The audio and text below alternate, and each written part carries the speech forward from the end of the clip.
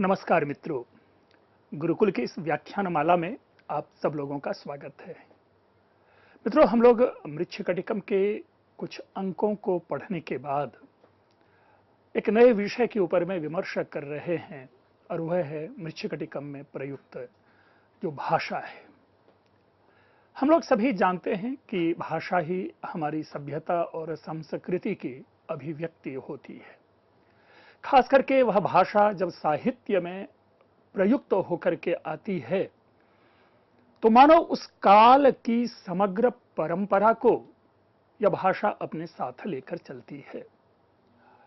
हम उसके माध्यम से ही यह निर्धारित कर पाते हैं कि उस काल की भाषा क्या रही होगी, बोलचाल की भाषा क्या रही होगी।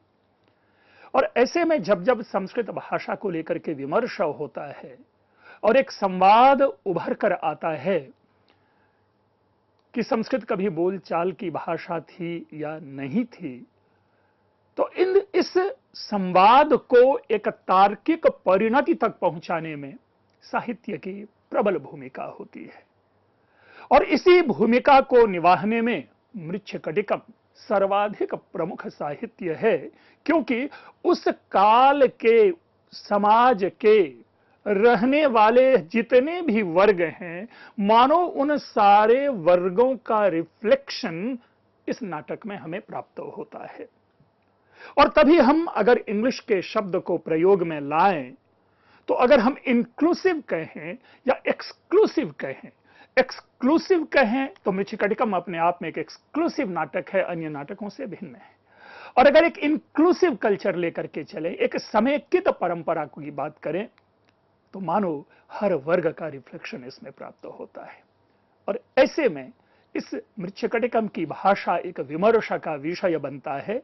विविध विश्वविद्यालयों में यहां तक कि पीएचडी के छात्र भी इसकी भाषा को सुलझाने में लगे रहते हैं, इसकी गुत्थियों को सुलझाने में लगे रहते हैं। तो मित्रों, आज हम अपनी जिस चीज की चर्चा कर रहे हैं, अगर टाइटलिंग उसकी बनाएं तो वह टाइटल है मृच्छकटिकम में प्रयुक्त प्राकृत। हम लोग सभी जानते हैं कि जब जब भारत की जो प्राचीन भाषाओं की चर्चा होती है तो तीन प्रमुख भाषा निकल कर आती है, और वो तीनों प्रमुख भाषा संस्कृत है, प्राकृत है और पाली है। अब एक यह भी विमर्श है कि पहले संस्कृत या कब पहले प्राकृत। मैं समझता हूं कि यह विमर्श का विषय है ही नहीं। इसलिए विमर्श का विषय नहीं है कि वो ऐसी सारी भाषाएं जो कि किसी भी अकादमिक रूप में प्रयोग में ना ली जाती हो, या जो सामान्य धारा पर जहां पर किसी भी प्रकार के व्याकरण आदि के प्रभाव से विरहित भाषा का प्रयोग किया जाता हो, प्रायशः वह सारी की सारी भाषा ही प्राकृत होती है। इस संदर्भ में अगर हम हिंदी के संदर्भ में किसी अन्य भाषा या अन्य बोली की चर्चा करें तो हिंदी के टर्म में जो बोलियां हैं वो प्राकृत हो जाती हैं, हम उसे प्राकृत कहेंगे। और स्वाभाविक है कि जिस प्रदेश की जो बोली होगी उस प्रदेश की उन बोलियों के नाम उन प्रदेश या उन प्रदेश की विशेषताओं के आधार पर हम रख देते हैं। बुंदेलखंडी, बघेली, अवधी, ऐसे शब्द प्रयोग करते, मगही। अब ये जो क्या है, ये पूरी तरह से कि प्रादेशिक वैशिष्ट्य के आधार पर इन बोलियों का अभिज्ञान है, और हिंदी के संदर्भ में ये सारे के सारे प्राकृत रूप ग्रहण कर लेती हैं भाषाएं। इसी प्रकार अगर संस्कृत एक विशिष्ट भाषा है और उसके साथ साथ उसके संदर्भ में एक अलग गली, कस्बे, चौराहे पर जो बोले जाने वाली आम लोगों की जो भाषा है वह प्राकृत कहलाती है। तदनुसार अगर हम मृच्छकटिकम में प्रयुक्त विविध प्राकृत का विश्लेषण करना शुरू करें, उससे पहले हमें यह भी ध्यान में रखना है कि इसके साथ एक पाली भाषा भी आती है। कई लोगों ने प्राकृत और पाली को भिन्न रूप से समझने की कोशिश की है, तो कई लोगों ने प्राकृत की ही एक विधा पाली भाषा मान ली है। यह अलग विषय होगा कि जब हम संस्कृत, प्राकृत और पाली की चर्चा कर रहे होंगे। लेकिन यहां पर जब मृच्छकटिकम की भाषा की चर्चा करते हैं तो मृच्छकटिकम के एक टीकाकार हुए हैं पृथ्वीधर। जिस प्रकार हम लोग मल्लीनाथ आदि का नाम जानते हैं, उसी प्रकार मृच्छकटिकम के टीकाकार पृथ्वीधर हुए हैं, जिन्होंने प्राकृत भाषाओं का एक विस्तृत विवरण दिया है। मित्रों, इसके साथ ही हम यह भी समझ लें कि यदि पृथ्वीधर ने किसी भी प्रकार का विवरण दिया है तो वो हमारे लिए एक मार्ग का निर्माण है, लेकिन इसका यह कतई अर्थ नहीं कि एकमात्र सत्य वही है। समीक्षा दृष्टि से उनसे हम उनकी बातों से सहमति प्रकट करते हुए कुछ और वाद और अपवाद उपस्थित कर सकते हैं। तदनुसार जो पृथ्वीधर हैं वो मृच्छकटिकम में 7 प्रकार के प्राकृत की चर्चा करते हैं, और वे प्राकृत है मागधी, अवंतिजा, प्राच्या, शौरसेनी, अर्धमागधी, बाह्लिका और दाक्षिणात्या। हम जैसा कि शुरू में सूचना दे चुके हैं कि ये प्रादेशिक ये नाम होते हैं इन भाषाओं के।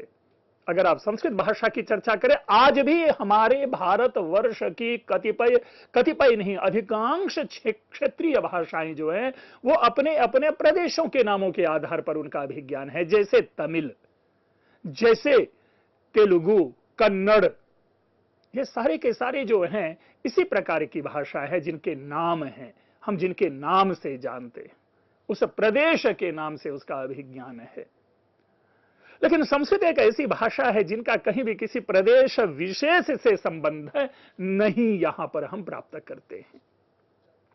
तो मागधी है मगध प्रदेश, अवंतिजा है अवंती में उत्पन्न होने वाली भाषा, प्राच्या है तो ईस्ट साइड की भाषा, शौरसेनी है शौरसेन प्रदेश, शूरसेन जो कि मथुरा आदि का प्रदेश है, भाग है, अर्धमागधी, बाह्लिका अफगानिस्तान साइड चले जाएं, बल्ख आदि प्रदेश है। अब देखिए यहां से हम जब हम प्राकृत की एक विधा बाह्लिका को मानते हैं तो इसी आधार पर हम ये कहते हैं कि मृच्छकटिकम में यदि बाह्लिका प्राकृत का उल्लेख प्राप्त होता है तो ये काल अफगानिस्तान तक एक सतत रूप में भारत का अभिन्न अंग बना होगा। दाक्षिणात्य है अर्थात दक्षिण प्रदेश में जो बोली जाने वाली भाषा है, उस समय की जो संस्कृत के पैरेलल जो बोलियां बोली जाती होंगी।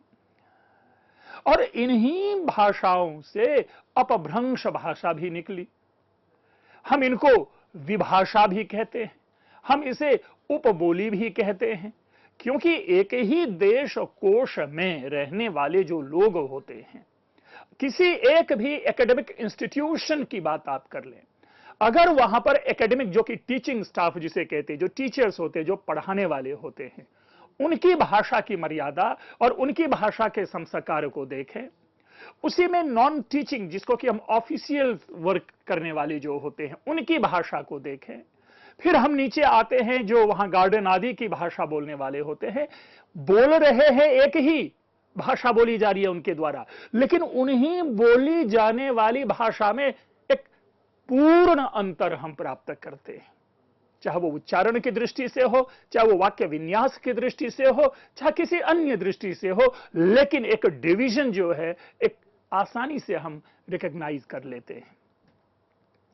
तो वहां जो है, अब हम अपभ्रंश की बात कर रहे थे, उन बोलियों की चर्चा कर रहे थे कि एक ही अगर मूल प्राकृत भाषा है तो एक ही प्रदेश की प्राकृत भाषा अन्य लोग अन्य अन्य प्रकार से बोलेंगे। तदनुसार पृथ्वीधर ने 7 प्रकार के अपभ्रंशों की ओर भी निर्देश दिया है। शकारी, आभीरी, चांडाली, शाबरी, द्राविड़ी, उड्रजा और ढक्की। हालांकि चूलिका भी है, पैशाची भी है, पृथ्वीधर ने इन नामों को छोड़ दिया है। तो इसीलिए हमने यह कहा था कि अगर पृथ्वीधर केवल 7 नाम देते हैं तो इसका यह अर्थ नहीं कि वही 7 नाम इसमें प्रयोग में लाए जाते हैं।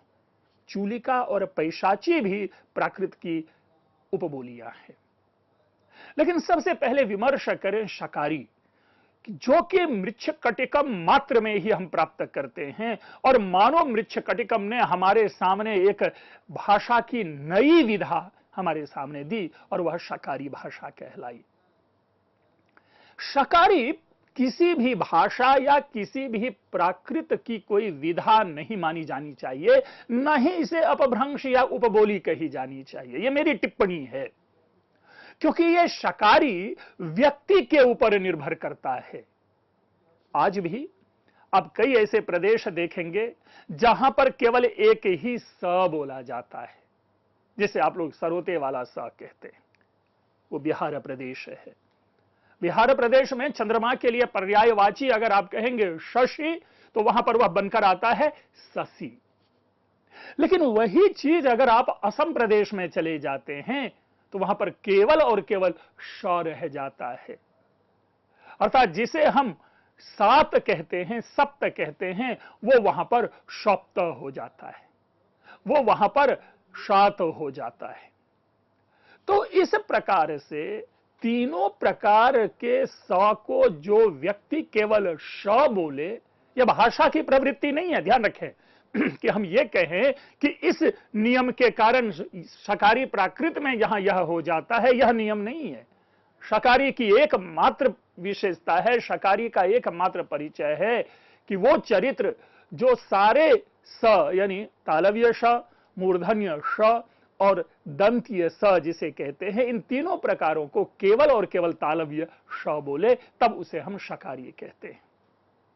तो इस दृष्टि से जो कैरेक्टर है इसमें, संस्थानक जिसका नाम है, वो अपने संवाद में आने वाले सारे स को श बोलता है, इसलिए उसका नाम पड़ गया शकार, अर्थात श बोलने वाला शकार। देखिए, जो सुअर है जिसको हम पिग्गी कहते हैं, उसे सुअर क्यों कहा जाता है?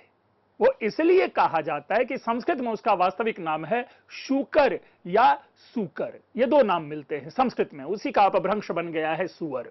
तो हम अभी शूकर और सूकर की बात करते हैं।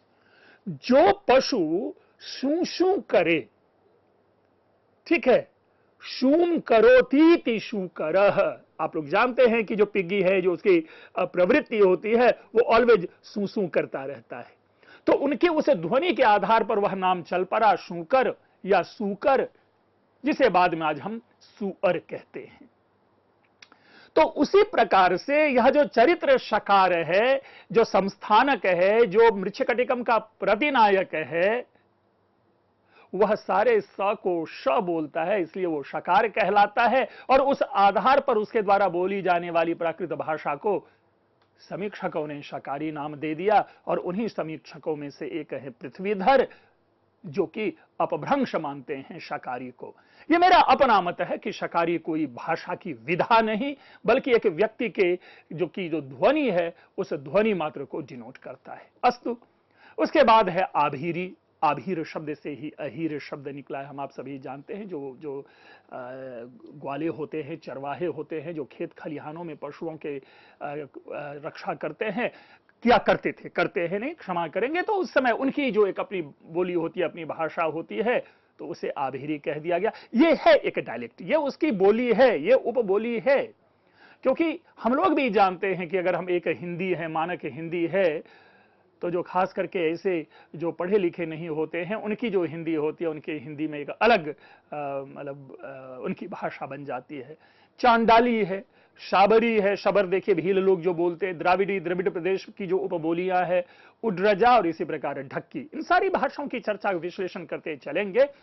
हम यहां पर यह कहना चाहते हैं कि ये इतने प्रकार की जो प्राकृत भाषा है, इन प्राकृत के इन विविध रूपों का रिफ्लेक्शन हम मृच्छकटिकम में पाते हैं। अब वो कैसे और किस रूप में, तो जैसा हमने कहा, अब आगे इसको देखते हैं कि शौरसेनी है, अवंतिजा है, प्राच्या है, मागधी है, शकारी है, चांडाली है, ढक्की है, और दो और एडिशनल, चूंकि ये पृथ्वीधर के द्वारा प्रस्तुत है इसलिए केवल 7 मात्र है, लेकिन हम इसमें 2 और जोड़ते हैं, जिसे कहते हैं ढक्की और पैशाची। तदनुसार अब एक एक शब्द, एक एक जो भाषा के जो रूप हैं, प्राकृत के रूप हैं, उनको हम लेते हैं। मित्रों, जब हम लोगों ने अभिज्ञान शाकुंतलम पढ़ा था, तो अभिज्ञान शाकुंतलम में भी कतिपय प्राकृत थी। प्राकृत की चर्चा करते समय हम इस चीज को जानते थे कि महाराष्ट्रीय प्राकृत है, अर्धमागधी प्राकृत का प्रयोग हम अभिज्ञान शाकुंतलम आदि में प्राप्त करते हैं। तो शौरसेनी शुरू में ही इसका परिचय दिया कि हमारे जो प्राचीन कतिपय प्रदेश हैं, जनपद कह लें या महाजनपद आदि हुआ करते थे, जिसमें शूरसेन प्रदेश है, शौरसेनी वहां की भाषा कहलाई। और जो आधुनिक दृष्टि से अगर इसका भी ज्ञान करें तो जो आधुनिक मथुरा प्रदेश है, जहां पर आज ब्रज भाषा बोली जाती है, वहां की जो प्राकृत थी वो शौरसेनी प्राकृत कहलाती थी।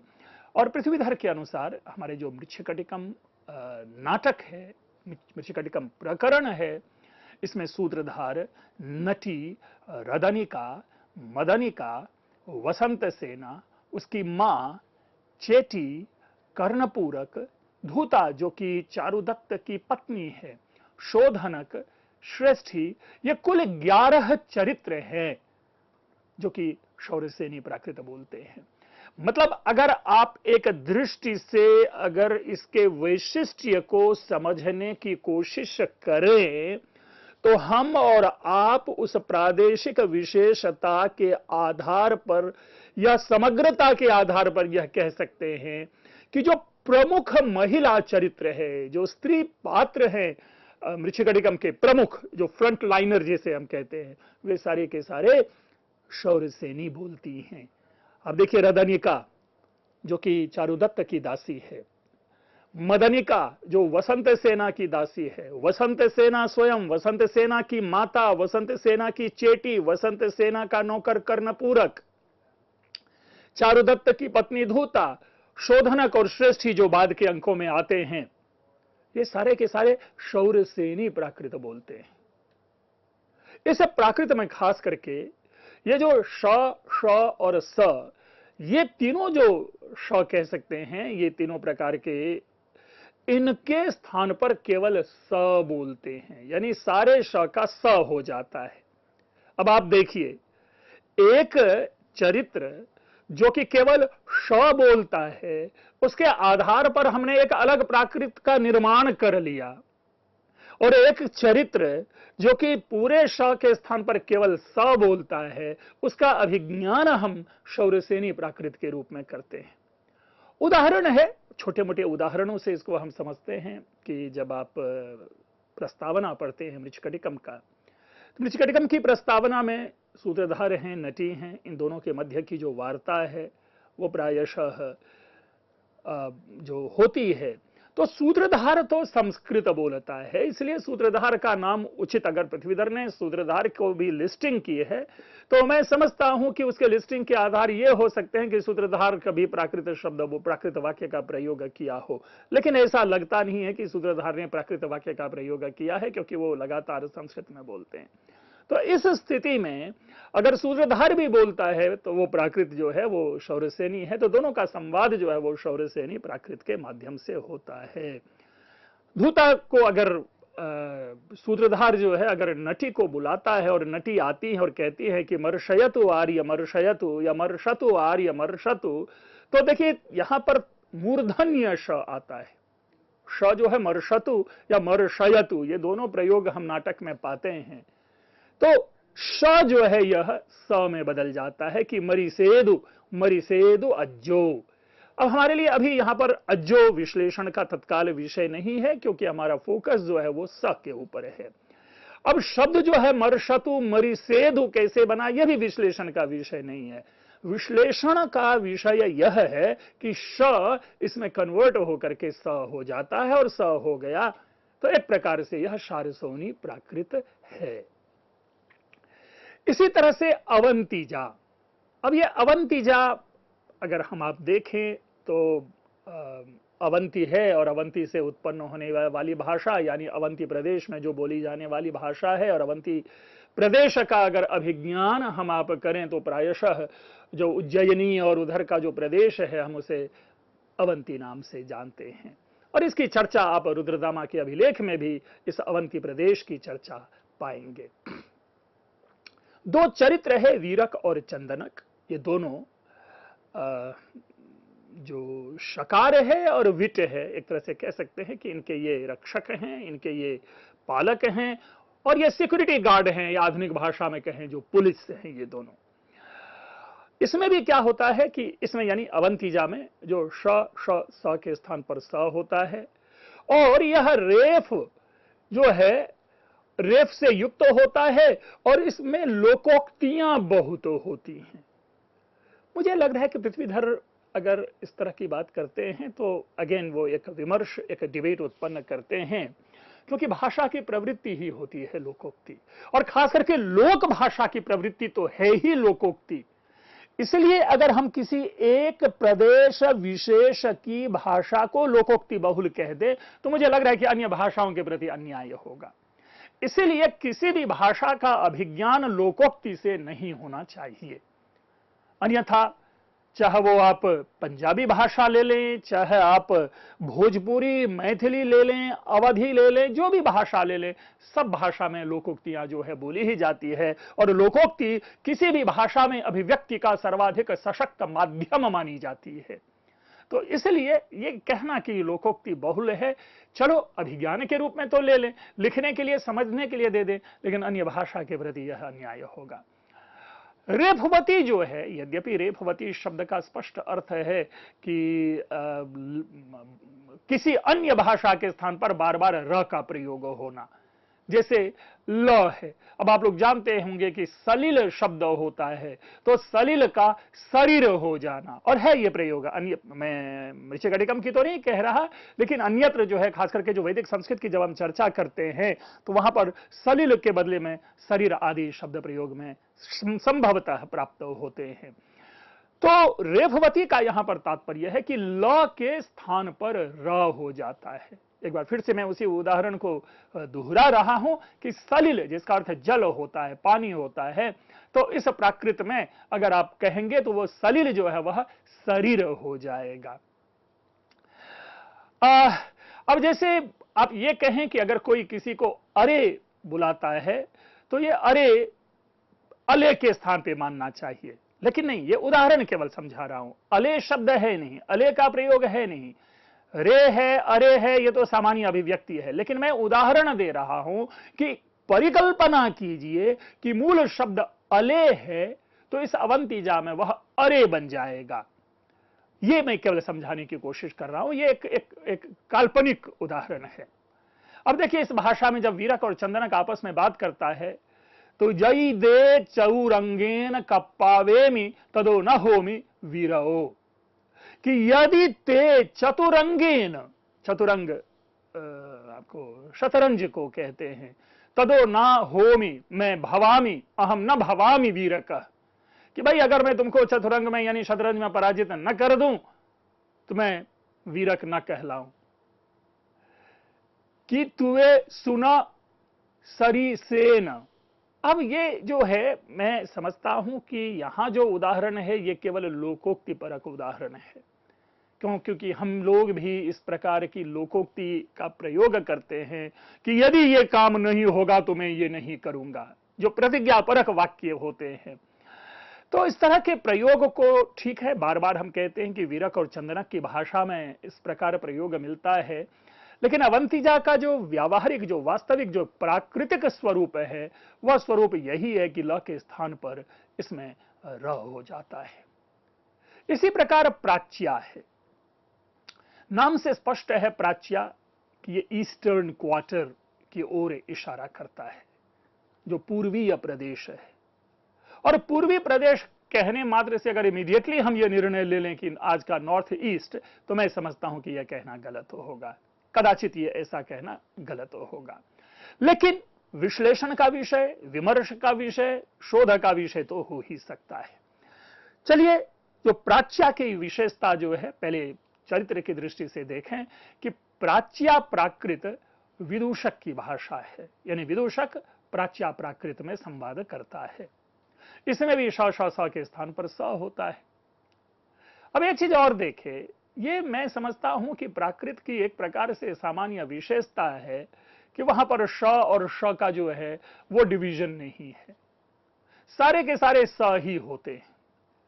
इसलिए ऐसे प्राकृत का अभिज्ञान करना, जब तक हम उस प्राकृत के व्याकरण को नहीं समझ लेते, तब तक उस प्रकार का जो डिस्टिंक्टिवनेस है, जो एक पिक्यूलैरिटी ऑफ जो लैंग्वेज है, अगर हम उसकी बात करें तो वह बातें नहीं आ पाती, वह बात नहीं बन पाती, वो बात यहां पर प्रकट नहीं हो पाती। तो इसीलिए, क्योंकि हमने अभी तीनों प्रकार के प्राकृत को देखा, चाहे वो शौरसेनी हो, चाहे अवंतिजा हो, चाहे प्राच्या हो, तीनों में एक कॉमन फीचर बार बार यह दिखाने की कोशिश की जा रही है कि श की जगह पे स हो जाता है, जबकि जेन्युइनली प्राकृत की जो विशेषता है वह स ही सर्वथा प्रयुक्त होता है, चाहे कोई भी भिन्न स क्यों ना हो। अस्तु, इस विमर्श को हम कंटिन्यू करेंगे। आप लोगों ने अभी तक ध्यानपूर्वक सुना, इस पर आपकी टिप्पणी की सदैव अपेक्षा रहती है। आप लोगों का बहुत बहुत धन्यवाद।